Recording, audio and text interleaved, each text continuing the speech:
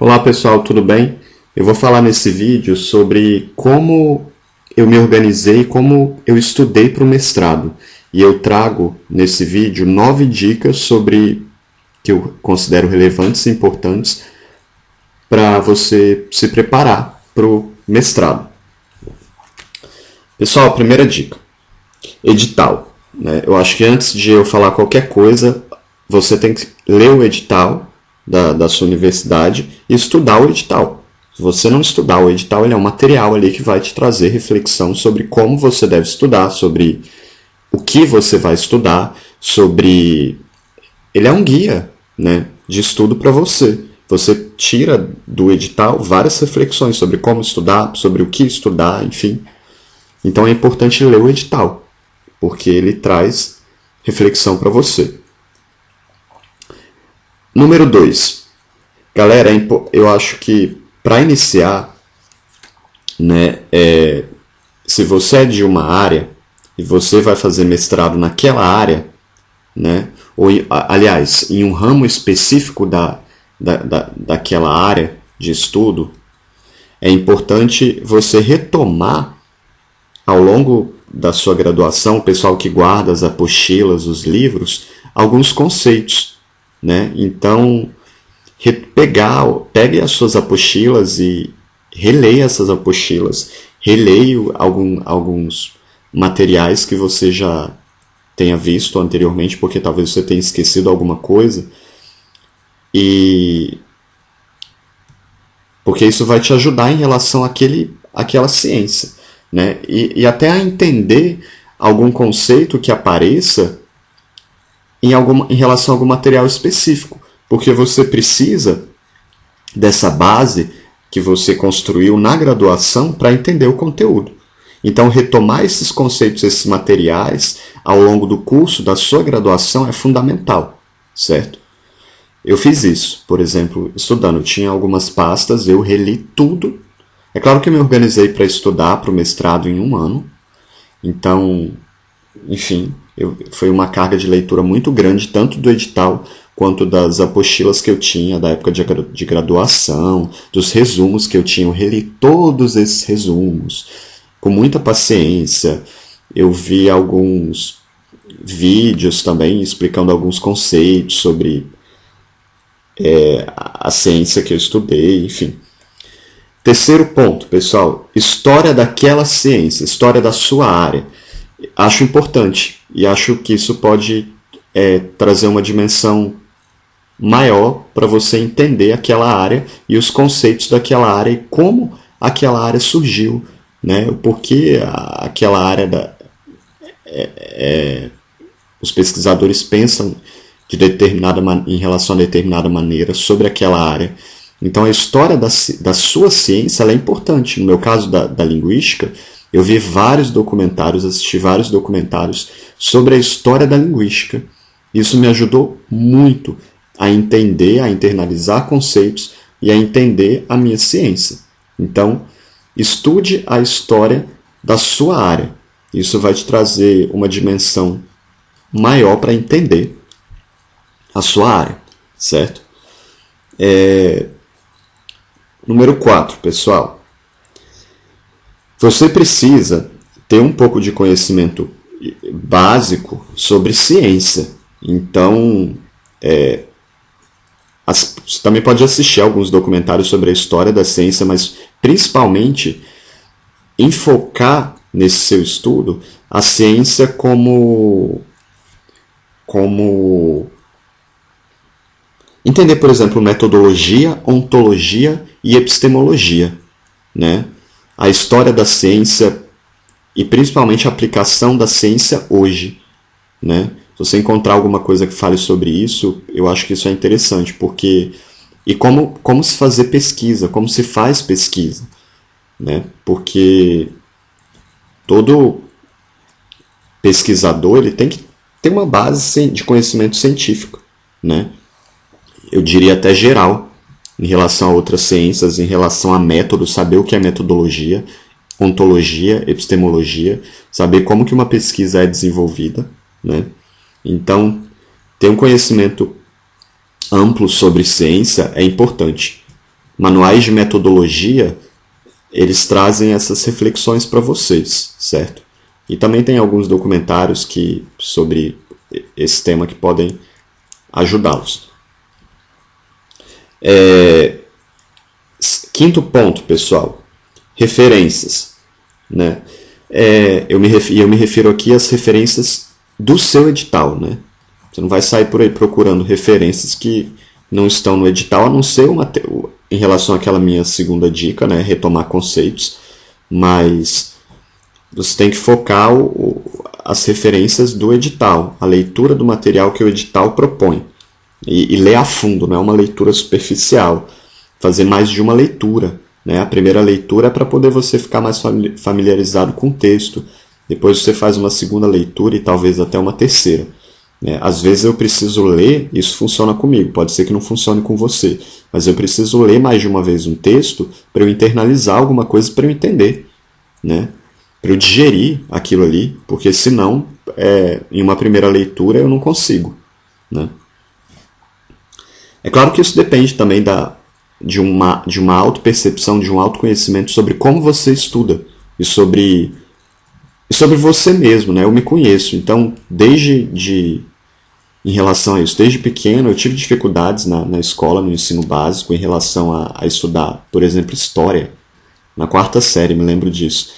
E daquele momento em diante, eu comecei a buscar soluções e caminhos para internalizar o conteúdo, né?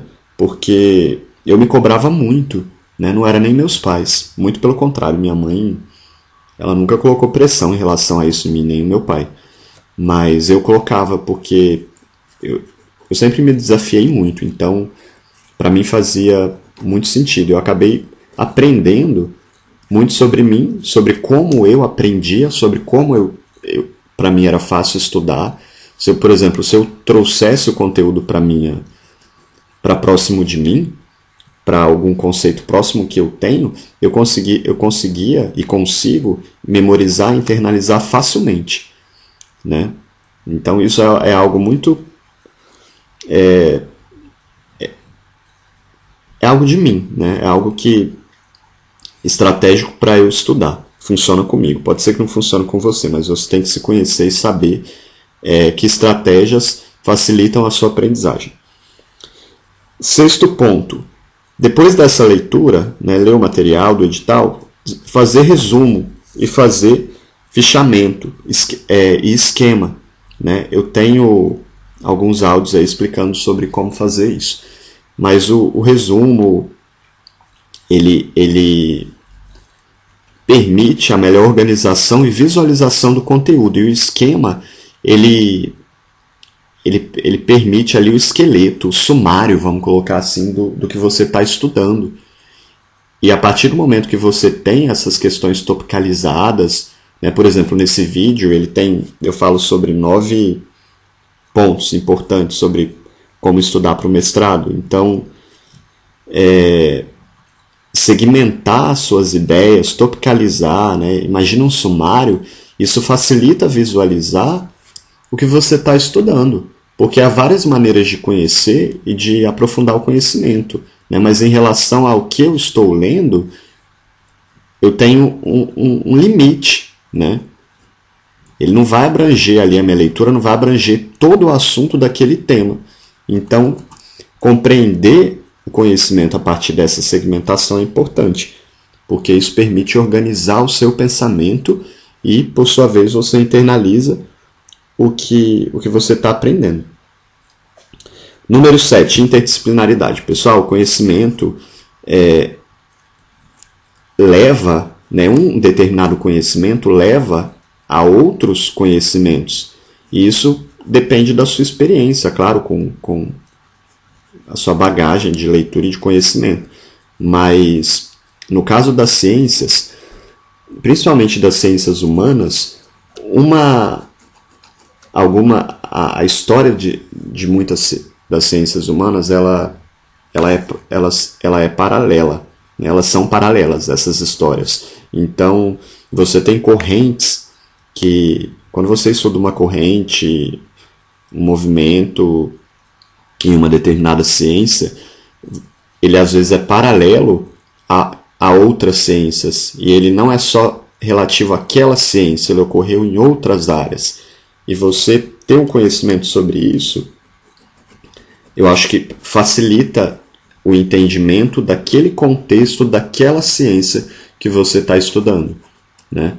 Então, é claro que isso demanda também que você estude sobre outras áreas, né? Então, isso é um papel que a sua graduação talvez seria importante na sua formação, né? A minha universidade, por exemplo, me permitiu essa formação interdisciplinar, né, com outras áreas do conhecimento.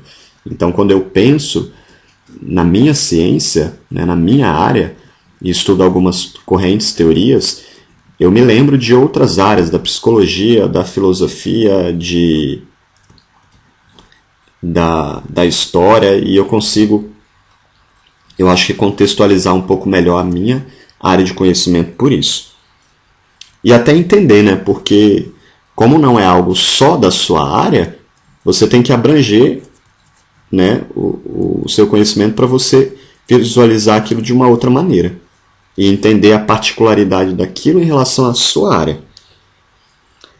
Oitavo ponto e penúltimo. Busque outros estímulos além dos visuais para você estudar. Principalmente hoje, né, a gente tem muitos estímulos, por exemplo, principalmente em relação a vídeos, enfim. Eu, por exemplo, eu busco assistir documentários sobre a área que eu quero conhecer. Eu fiz muito isso para estudar para o mestrado, muito mesmo. Eu assisti vários documentários sobre a linguística, alguns em língua inglesa. Eu também assisti algumas coisas no YouTube, algumas palestras de pesquisadores na área e alguns congressos que foram gravados, algumas discussões em inglês, em português. Tem algum material no YouTube, pessoal, sobre várias áreas, é só pesquisar. É claro, pessoal, que você precisa buscar fontes, né, relevantes de conhecimento e saber pesquisar, principalmente na internet. Eu acho muito importante saber filtrar algumas coisas na internet para você não se basear em baboseira que as pessoas dizem por aí. Último ponto, retomar o conteúdo. Então, se você estudou, né, se você cumpriu o seu cronograma de estudo e ao longo do seu estudo você precisa montar, eu acredito, uma planilha para retomar os conteúdos. Porque à medida que você encerra um conteúdo, e digamos que você tenha se organizado para estudar em um ano, aí vamos pensar o seguinte, nos 4 primeiros meses você já estudou determinado conteúdo, e aí? Você vai fazer o quê? Você vai parar aquele conteúdo e vai ficar estudando os outros? No final, você provavelmente vai se lembrar da última coisa que você estudou e não do que você estudou anteriormente, porque já passou um tempo. Então você precisa retomar o conteúdo. É por isso que os resumos são importantes, porque depois que você encerra a compreensão daquele conteúdo, aquilo não fica na sua cabeça facilmente, principalmente se não é algo que você lida todo dia, né? Você está iniciando as suas atividades como pesquisador, como mestrando ali, enfim, e aí? Você precisa retomar por meio de leitura, por meio dos resumos que você fez, né? Para fixar o conteúdo na sua cabeça, para não ir embora, porque vai embora facilmente, principalmente com o tempo, se você não exercita, né? E essas são as minhas dicas. Espero que vocês tenham gostado. Escrevam se alguém tiver alguma dúvida no meu site. Eu não deixo aqui, pessoal, aberto comentários, porque eu recebo muitos e-mails por dia, muitos mesmo, com perguntas, com pedido de orçamento. E eu não tenho tempo de responder, e eu não acho justo deixar abertos os comentários e não respondê-los. Então eu tranco todos os comentários aqui do YouTube e deixo aberto o espaço aí no meu site para vocês comentarem, certo? E tirarem qualquer dúvida. Então, espero que esse vídeo tenha ajudado vocês. Se inscrevam no meu canal, eu tenho muita coisa, muita novidade, muita coisa interessante para compartilhar. Não só sobre o mestrado, mas sobre a minha vida. Para quem não sabe, eu sou empresário, eu trabalho com revisão de texto, então se você precisar de revisar a sua dissertação, entre em contato comigo, né? E além disso, eu também sou nômade digital, então é um estilo de vida relacionado ao trabalho, uma coisa bastante contemporânea hoje que eu vivencio, e eu tenho uma série de vídeos produzidos sobre isso, sobre a minha experiência vivendo em outros países e sobre vários outros assuntos, sobre finanças, enfim, eu compartilho nesse meu canal do YouTube muito sobre a minha vida e sobre a minha produção, né? Então eu convido vocês aí, estudantes do mestrado, para se inscreverem no meu canal e dialogarem comigo, né, sobre esses assuntos, tá bom? Um abraço para todo mundo. Tchau, tchau.